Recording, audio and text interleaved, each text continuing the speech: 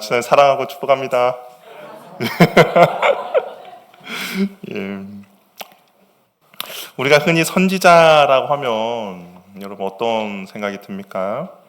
하나님의 말씀 가운데 온전히 순종해야 함을 마땅히 그렇게 해야 된다라고 생각을 하죠.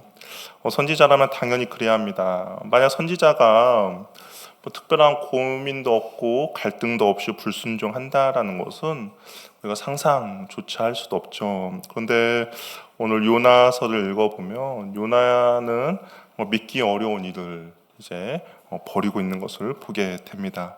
요나라는 이름은 이제 비둘기라는 뜻이에요. 그리고 아미떼는 요나의 아버지 이름인데 나의 진리, 진실이라는 뜻입니다. 그러니까 아미떼의 아들 요나를 문자적으로 좀 풀이하면 진리의 아들 비둘기가 되는 것이죠. 성경에서 이 비둘기는 되게 긍정적인 동물을 이게 상징이 됩니다. 노아 홍수 때 이제 40일간 홍수가 났고, 그리고 이제 배에서 내려야 될지 말아야 될지를 가늠할 때 비둘기를 보냈죠. 그랬더니 그 노아 이제 비둘기가 감람나무 가지를 물어다가 이제 그만 배에서 내려도 된다라는 그런 것들을 보여줬습니다. 또 예수님이 세례 받으실 때 성령이 어떻게 됐죠? 비둘기 같이 임했다라고 표현하고 있어요. 어찌 보면 하나님께서는 이 요나를 통해서 정말 위기에 처한 니느웨를 요나를 통하여서 니느웨에게 사랑과 평화를 가져다주는 도구로 사용하기를 원하실 수도 있죠. 그런데 용서와 평화의 비둘기 요나는 하나님의 명령이 니느웨라고 가라고 했는데 니느웨가 아니라 멀리 다른 곳으로 도망가버리고 맙니다. 하나님께서 1절에 보니까 요나에게 찾아오셨어요. 그리고 요나가 구체적으로 무엇을 해야 될지 정확하게 말씀해 주셨습니다. 2절에 보니까 크게 세 가지를 이야기하는데요. 일어나라는 것이죠. 그리고 가라는 겁니다. 그리고 외치라는 것이죠. 어디로 갑니까? 큰 성 니느웨로 가라는 거예요.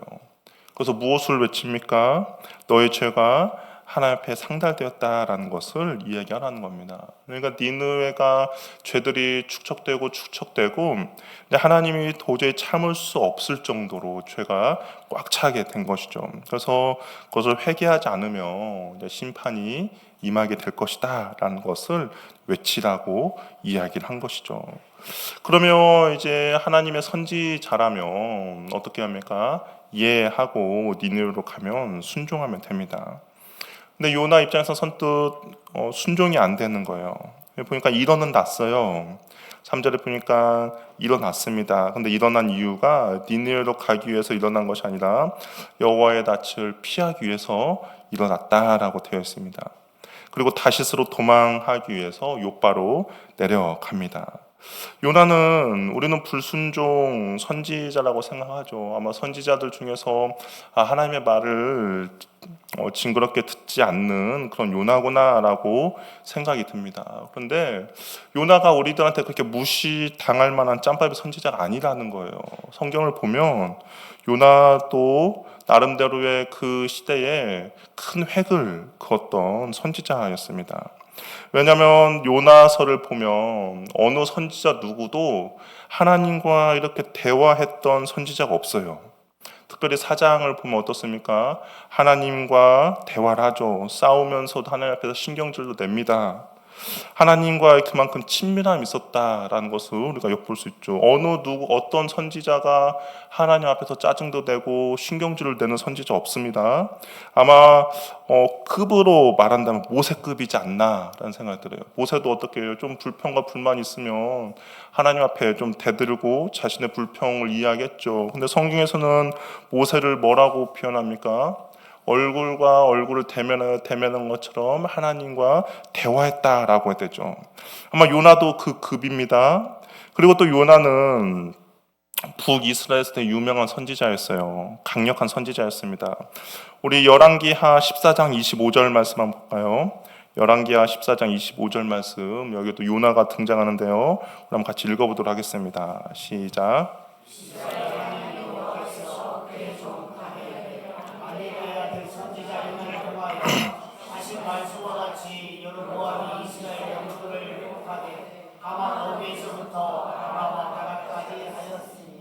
이 정확한 시기는 언제인지 몰라요. 근데 하나님께서 아미떼 아들 요나를 통해서 이 이스라엘의 영토를 회복하게 될 것이다 라는 말씀을 주셨습니다. 요나가 그것을 이제 이야기를 했겠죠. 그랬더니 아니나 다를까 그 말씀이 그대로 이루어져서 이스라엘 영토가 회복된 그런 일이 벌어진 겁니다. 그러니까 하나님의 말씀이 성취된 예언자 중에 하나라는 거죠. 하나님과의 그런 친밀함이 있었고 또 하나님의 뜻을 온전히 아는 선지자였습니다. 우리가 생각하는 것처럼 무시받을 만한 선지자가 아니다라는 것이죠. 그러면 왜 요나는 정말 이렇게 하나님 앞에 하나님과 친밀함이 있고 또 하나님의 말씀이 이루어지는 그런 능력이 있는 선지자임에도 불구하고 왜 하나님의 명령이 있었음에도 불구하고 왜 불순종을 선택했을까? 우리가 이것을 좀 역사적으로 좀 살펴봐야 하는데요. 요나는 여로보암 2세 때 하나님 앞에 쓰임받던 선지자였습니다. 이스라엘은 솔로몬 이후에 남과 북으로 갈라졌죠. 그리고 남과 북으로 갈라졌고 북이스라엘은 하나님 앞에 불순종, 우상을 섬기며 나아가던 나라였습니다. 그러다가 바로 아수르라는 나라에 늘 괴롭힘을 당하는 그런 나라였어요. 150년 동안 힘들었습니다. 그런데 이 여로보암 2세 때 아수르가 좀 힘이 약해졌거든요. 근데 여로보암 2세 때 북이스라엘이 부강하게 되었어요. 좀 살만해졌습니다. 그전에는 정말 힘들고 어려운 그런 나라 경제였는데 여로보암 2세 때 부강해졌습니다. 군사력도 그렇고 여러 가지 재정과 물질로도 풍부해졌어요. 근데 북이스라엘이 이렇게 잘 살게 된 이유는 다른 것이 아니었습니다. 아수르가 약해졌기 때문이에요. 늘 북이스라엘을 괴롭혔던 아수르가 왜 이때는 약해졌냐?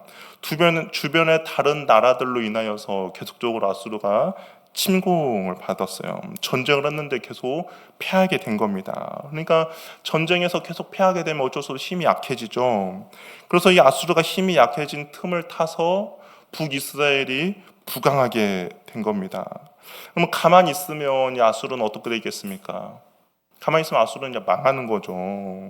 그런데 하나님이 지금 이 시기 때 아수르 니느웨에 가서 회개를 선포하라는 거죠. 요나 입장에서는 적국에 날아가는 것도 마음에 들지 않는데, 근데 가만히 놔두면 이제 망할 수밖에 없는 그 나라인데 다시 하나님이 회복시켜 줄 것 같은 불길한 예감이 드는 것이죠. 니느웨는 구원이 아니라 심판을 받아 마땅한 나라입니다. 그리고 또 니느웨가 망해야, 아수르가 망해야 어떻게 될까요? 북이스라엘이 살아날 수가 있죠. 근데 지금 니느웨가 거의 망해가고 있는데 다시 회복이 된다. 그러면 또 어떤 의미가 있는 거예요? 북이스라엘은 망할 수밖에 없다라는 의미인 거죠. 그러니까 단순히 내가 싫어하는 나라에 가서 회개하라, 그것보다 차원이 더 높은 겁니다. 이쪽 니느웨가 회복이 되고 니느웨가 다시 돌아서면 내가 있는 이 북이스라엘은 망하게 되는 거예요. 아예 사라지게 되는 겁니다. 그러니까 자신의 나라를 사랑하는 선지자로서 하나님의 언약 백성인 이스라엘 망하는 것을 가만히 볼 수 있는 건 아니죠. 그러니까 요나 입장에서는 어쩔 수 없이 하나님의 말씀에 순종하는 것이 너무나도 불편했습니다. 왜냐하면 자신의 나라가 그렇게 하지 않으면 망할 수밖에 없다라는 것을 알았기 때문인 것이죠. 아수르는 그냥 내버려 두면 망하는 나라이기 때문에 그냥 내버려 두고 싶었어요. 그 나라가 죽어야 우리나라가 살 수 있기 때문에 그렇습니다. 그래서 발걸음이 쉽게 떨어지지 않았던 것이죠. 그래서 선택한 것이 다른 것이 아닙니다. 하나님 얼굴을 피하여 달아나는 거예요. 차라리 하나님의 얼굴을 피해서 달아나는 것이 좋다라고 생각을 한 것이죠. 그래서 니느웨가 아닌 정반대 방향인 다시스로 향했습니다. 근데 우리가 여기서 주목해야 할 단어들이 있어요. 우리 보면 3절에 욥바로 내려갔죠. 그렇죠? 또한 5절에 보면 배 밑층으로 내려갑니다. 그러니까 요나가 하나님의 낯을 피하여 간다라는 것을 이 성경 기자가 내려간다라는 그런 표현들로 사용하고 있습니다. 근데 이게 내려간다라는 것이 결국에는 성경에는 여러 가지 의미가 있지 않습니까? 동쪽으로 간다라는 것은 하나님과 멀어지는, 그러니까 동쪽이 아니라 서쪽으로 간다는 것은 하나님과 멀어지는 그런 방향성을 나타내주고, 뭐 어떤 어둠과 그런 것들은 힘듦과 괴로움들을 나타내는 그런 표현인 것처럼 내려간다라는 표현은 결국은 하나님과의 거리가 점점 하나님과 거리가 점점 멀어지는 것을 보여주는 거죠. 그러니까 불순종하는 인생의 그 인생 그래프가 점점 밑으로 떨어지고 있다라는 것을 보여주고 있다라는 것이죠. 단순히 그냥 하나님의 낯을 피해서 갔는데 성경은 그 하나님의 낯을 피해서 가는 요나의 그 인생이 하나님과의 인생이 점점 하향 곡선을 그리면서 밑으로 내려가고 있다라는 것을 보여주고 있다라는 겁니다. 하나님의 낯을 피하는 길은 겉보기에는 하나님의 낯을 피하고 겉보기에는 세련된 다시스로 도망가는 것처럼 보이지만 실상은 영적 침체와 어두움, 심연으로 내려가는 길임을 보여주고 있는 것이죠. 또 3절에 보니까 마침이라는 단어가 있어요. 이 마침이라는 단어는 요나 입장에서는 너무나도 일이 잘 풀리는 것 같은 그런 의미인 거죠. 자신이 하나님의 낯을 피해서 도망갑니다. 내가 그냥 다시스로 가야겠다라고 해서 욥바에 갔어요. 근데 욥바 항구에 가니까 어떤 일이 벌어집니까? 마침 내가 다시스로 가려던 그 배편이 거기에 준비되어 있었던 것이죠. 이 일이 계획대로 잘 진행되는 것처럼 보입니다. 만약에 요나가 욥바 항구에 갔는데 배가 하루 종일 오지 않았다. 그러면 어떻게 생각할까요? 하나님이 길을 막으시는구나 라고 한 번 정도는 생각할 수 있겠죠. 내가 이 길로 가는 것을 하나님이 기뻐하지 않는구나 라고 생각할 수도 있습니다. 그런데 그게 아니에요. 마침 내가 다시서 도망갈 계획을 세웠는데 마침 다시스로 가고자 하는 배편이 있는 거예요. 우리는 이것을 우리는 주의해야 되죠. 내가 하나님의 뜻이 아니라 다른 길로 가고 있는데 일이 술술 풀리는 것처럼 보인다. 도망했는데 마침 도망하고자 하는 배를 만나게 된다. 우리도 불순종 여정 가운데 그럴 수도 있습니다. 그런데 우리가 그럴 때 조심해야 될 것은 뭐냐면 결국엔 나도 어찌할 수 없는 폭풍을 만날 수도 있다라는 겁니다. 지금 요나가 일이 잘 풀리는 것 같지만 결국에는 큰 폭풍을 만나게 되거든요. 요나는 하나님에 대해서 잘 아는 사람이었습니다. 하나님과의 대화할 정도고, 그리고 마지막 4장을 보면 요나가 삐지거든요. 삐지는 이유가 왜 삐지냐? 이들이 회개하면 하나님께서 용서해 줄 것도 알았어요. 그러니까 하나님의 그 성품도 알았던 사람입니다. 하나님 잘 알죠. 회개하면 용서해 주시는 분도 알았어요.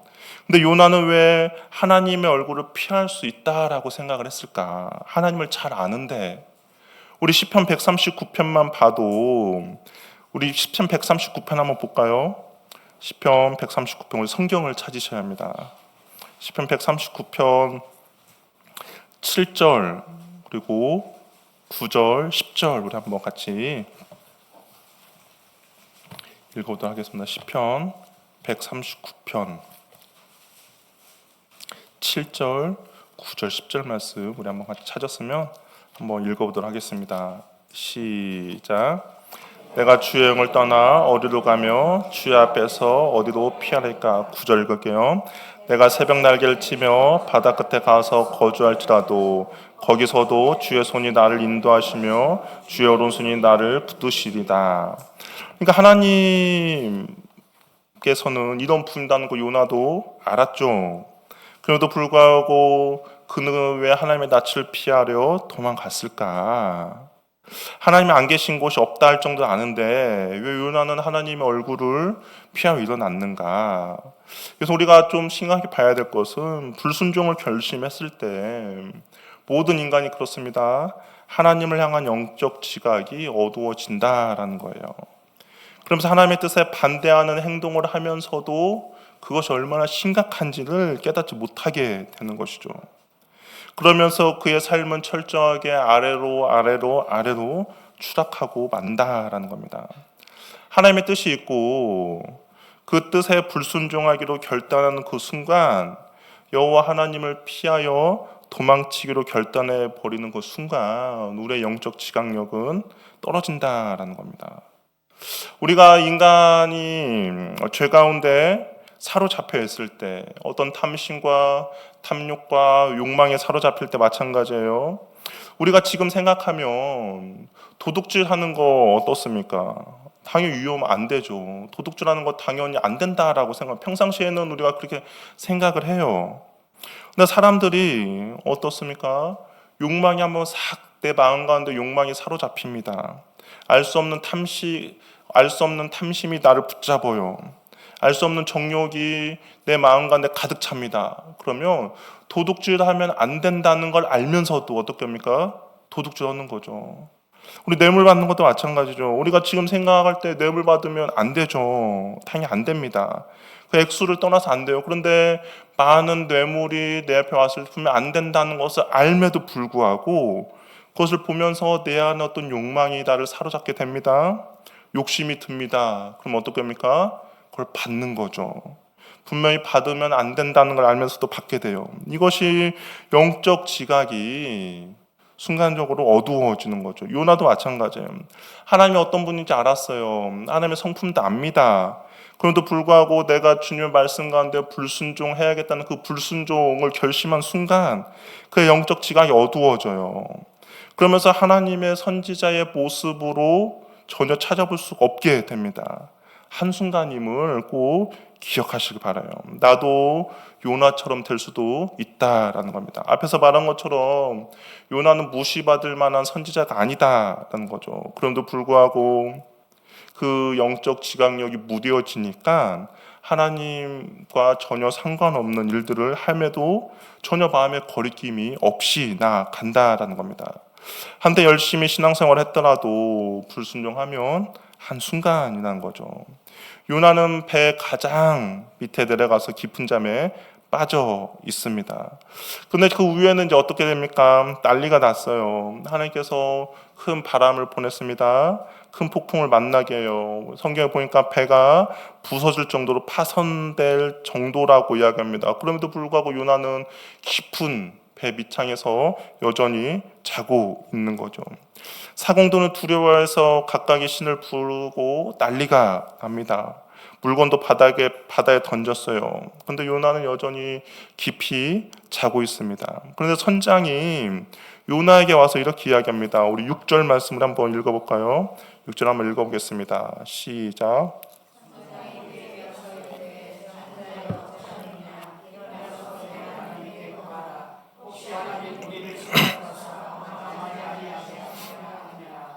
뭐라고 이야기합니까? 선장은 하나님을 믿지 않는 사람이죠. 그런데 안 믿는 사람이 믿는 사람에게 와서 깨어 기도하라고 권면합니다. 요나가 어떤 사람이 선지자잖아요. 평상시에도 하나님께 기도하는 사람입니다. 그런데 지금 기도할 때인데 어떻게 기도하지 않고 있느냐라고 책망받고 있죠. 선지자의 수준이 어떻게 합니까? 지금 바닥까지 땅에 처박혀 있어요. 영적 지각이 사라지다 보니까 좌우 분간이 안 돼요. 무엇을 해야 할지 모릅니다. 우리가 영적으로 어두워지면 우리도 한순간에 바보가 됩니다. 그가 선택하는 하나하나가 정말 이상한 선택을 하게 돼요. 근데 그 이상한 선택을 하는 것을 자기만 모른다는 것이 문제인 거죠. 자기는 잘한다고 생각을 하는데 옆에서 보면 이해도 안 되죠. 왜 그런 선택을 했는가라고 되묻게 됩니다. 왜 그렇습니까? 영적으로 어두워졌기 때문인 거죠. 내가 어떤 방향으로 나아갈지 방향을 잃어버린 겁니다. 영적으로 어두워지기 때문에 내가 무엇을 선택해도 항상 잘못된 선택만 하는 거예요.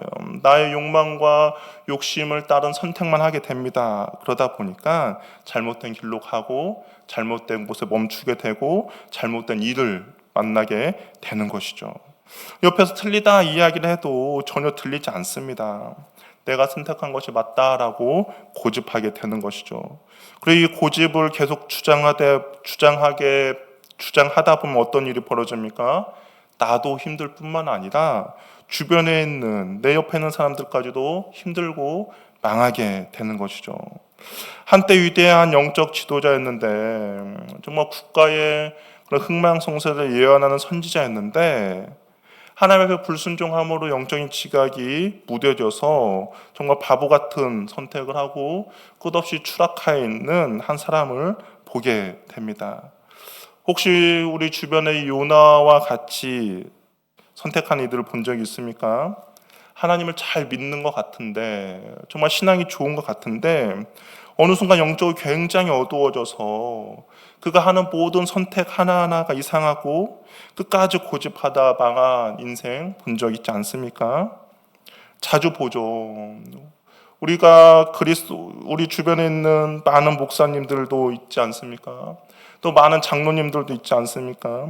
또 한때는 주님 앞에 정말 촉망받으면서 인지도도 있고 그런 사람인데 어느 순간 그 사람이 하는 모든 행동 하나하나들이 어떻게 저런 선택을 했을까? 어떻게 저렇게 해도 괜찮을까라고 정말 바보 같은 그런 사람들을 우리가 보게 되는 거죠. 왜 그렇습니까?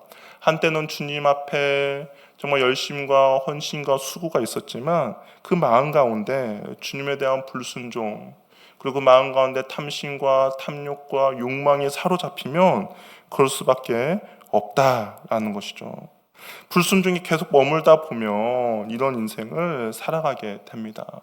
상황이 이렇게 되면 나 때문에 이런 폭풍이 몰아쳤구나. 지금 하나님이 나를 깨우기 위해서 이런 힘든과 어려움을 주는구나 라고 알아야 되는데 요나는 아직도 전혀 상황 파악이 안 돼요. 여전히 폭풍이 진정되지 않습니다. 그러니까 사람들이 모여서 이 이유를 한번 밝히자라고 이야기해요.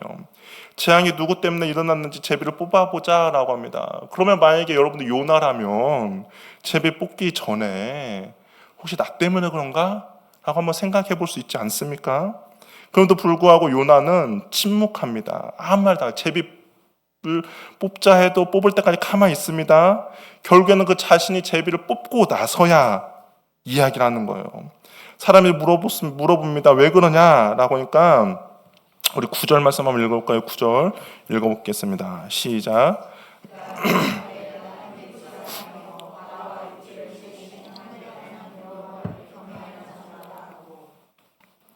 어떻습니까? 제비를 뽑고 그 제비가 뽑히는 그 순간까지도 아무 말하고 있지 않고 있다가 뽑히고 나니까 참 누구워요. 왜 그러냐? 어디서 왔느냐? 네가 어디로 가냐? 어느 면에 속했느냐? 라고 다그치면서 물어보니까 그때서야 이야기합니다. 그 전까지 몰랐다는 것이죠.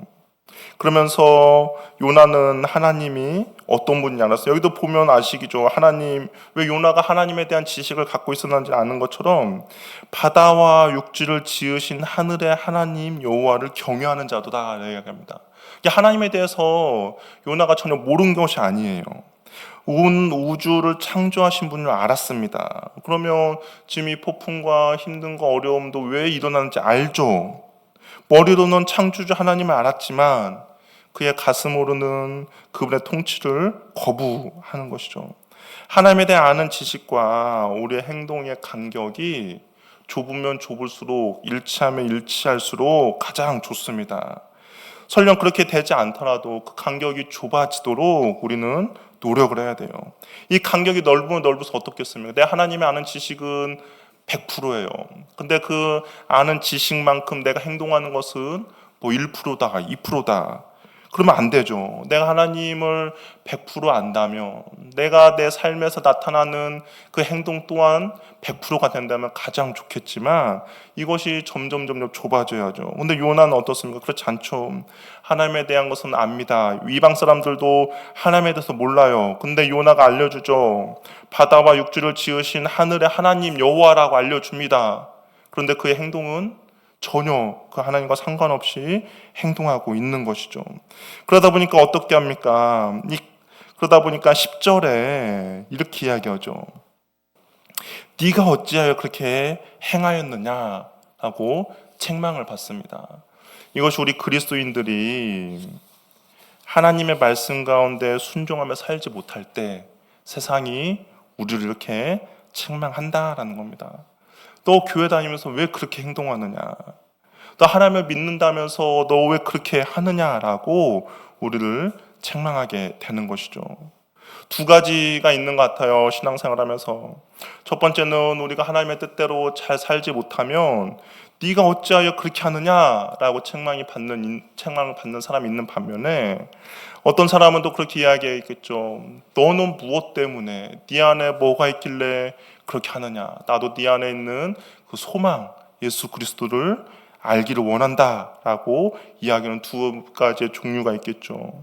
제가 바라는 것은 네가 어찌하여 그렇게 했느냐가 아니라 너가 가지고 있는 예수 그리스도 나도 믿기를 원한다라고 듣는 은혜가 저 여러분들에게 있기를 바랍니다.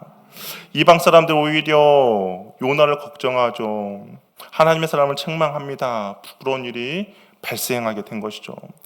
근데 요나서를 보면 하나님이 끝까지 요나를 붙들고 계심을 보게 됩니다. 이것이 하나님의 그 사랑과 긍휼인데요. 하나님 얼굴을 피하여 도망하는 요나입니다. 근데 하나님은 어떻습니까? 끝까지 요나를 포기하지 않으세요. 한번 생각해 봤어요. 왜 요나를 끝까지 포기하지 않았을까? 요나가 지금 하나님의 선지자이지 않습니까? 하나님의 선지자인데 다른 선지자를 보내도 되죠. 당시의 선지자들 지금 많이 있으면 다른 선지자를 보내도 되는데 그러다 하나님께서는 끝까지 요나에게 이 일을 맡기고 싶으신 거예요. 왜냐하면 요나가 선지자로서의 그 합당한 그 직분을 잘 수행하기를 원하시기 때문인 것이죠. 하나님께서 요나를 끝까지 찾아오시고 포기하지 않으십니다. 만약 요나가 끝까지 자신의 이 일을 감당하지 못했다면 요나는 어떻게 되겠습니까? 사람들의 평생 수치와 조롱을 당하겠죠. 사람들의 입에 오르내리는 좋은 것으로 입에 오르내리는 것이 아니라 정말 가십의 한 인물로 변할 수밖에 없습니다.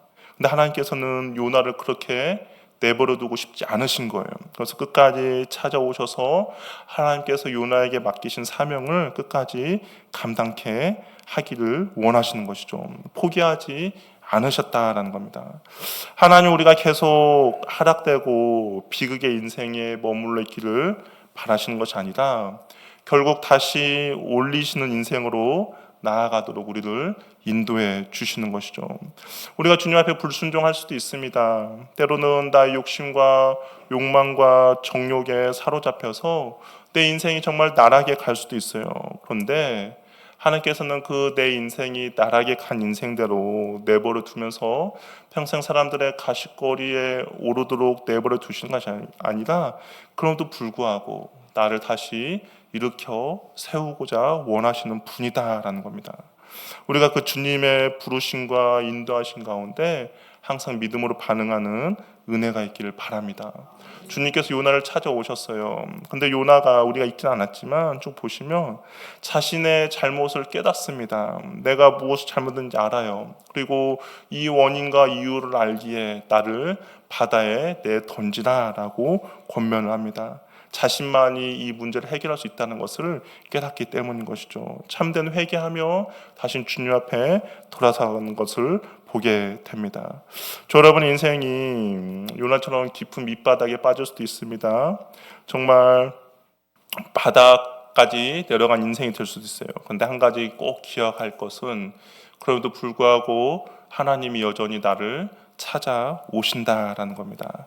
그 주님 앞에 우리가 믿음으로 회개하며 반응하며 나아갈 때 주님께서는 다시 우리를 들어 사용해 주십니다. 그 주님 앞에 날마다 감사 찬양하며 믿고 나아가는 저와 여러분 되기를 바랍니다. 함께 기도하며 우리 찬양하며 기도하도록 하겠습니다.